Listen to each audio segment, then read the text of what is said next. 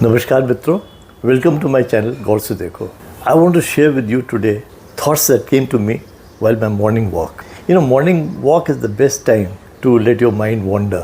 और आजकल everywhere it's election time, rose analysis आ रही हैं, रोज़ नए नए developments हो रहे हैं. So naturally your mind goes back to that. तो election के बारे में तो सोचना शुरू किया ही मैंने, पर election से पहले सवाल आता है डेमोक्रेसी का.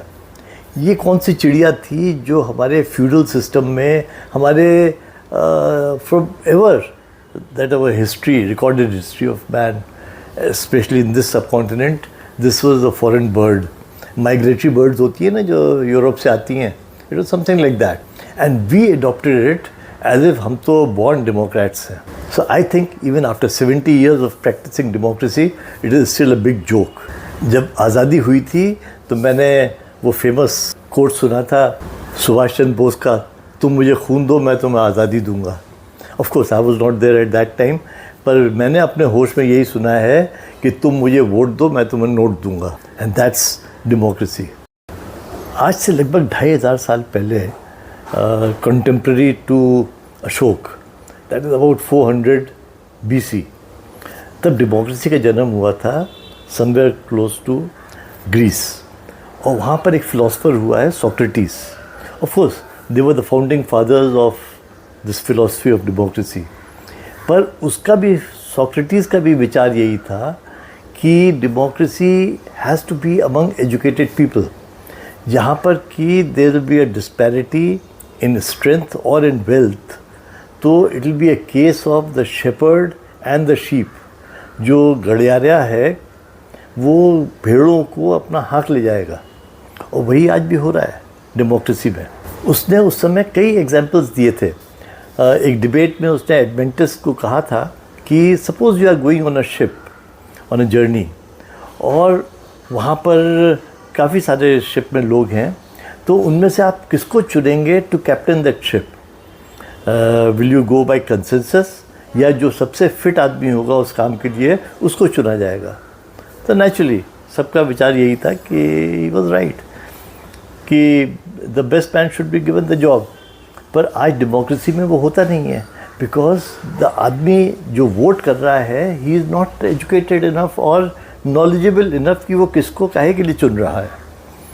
तो ये बंदर के हाथ में तलवार देने वाला किस्सा है.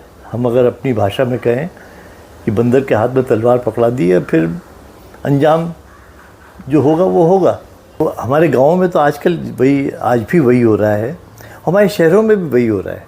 गांव में इट इज़ द सरपंच जो होता है या जो वहाँ का वोटों का ठेकेदार बन जाता है, और सारी पॉलिटिकल पार्टीज़ उसी को जाके कल्टिवेट करती हैं, और उसको जो अपोजिशन में खड़ा होता है और जो उससे चुनाव हार गया होता है सरपंच का, वो दूसरी पार्टी उसके पास जाती है. एंड इन सब के पास अपने अपने वोट बैंक्स होते हैं जो उनके प्रभाव में रहते हैं, जो उनके ऊपर डिपेंडेंट होते हैं फाइनेंशियली और muscle wise.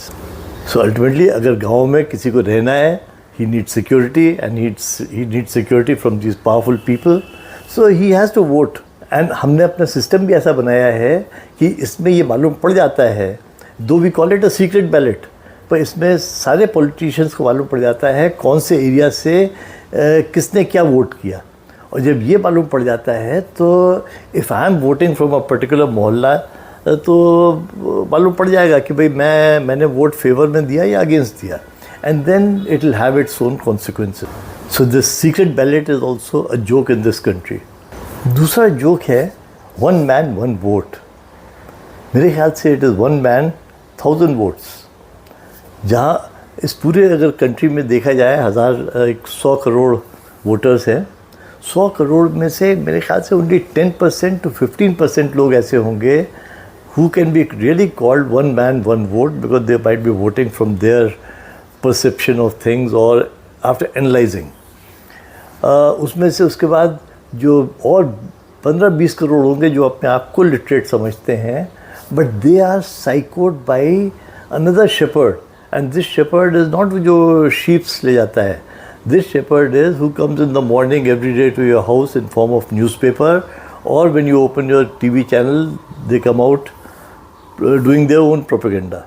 So we are psychoed by these people. तो इसलिए हमारा जो 20 करोड़ वोट होगा वो इन सब चीज़ों से साइको हो जाता है, और जो उसके बाद 50 करोड़ वोट बचता है, that is controlled by the real muscleman in the villages and remote areas where they need security, and for security they need a muscle man or a money man, and he controls their vote basically. So this is how, जिसको हम one man one vote बोलते हैं, that is another joke. और कुछ vote ऐसे होते हैं which are anti vote. You know, I'll vote for someone because I don't like that other one. So it is not because of I like somebody that I am voting. I hate somebody, so I'm voting somebody else who I don't even know. Anyway, there are thousands of points we can go on proving that democracy is a big joke.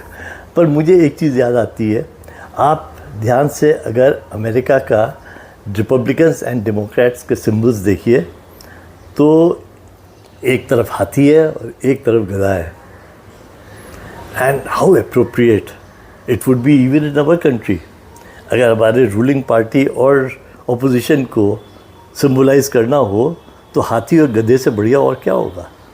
Anyway, these are just some of my stray thoughts which keep coming to me. I'll share with you.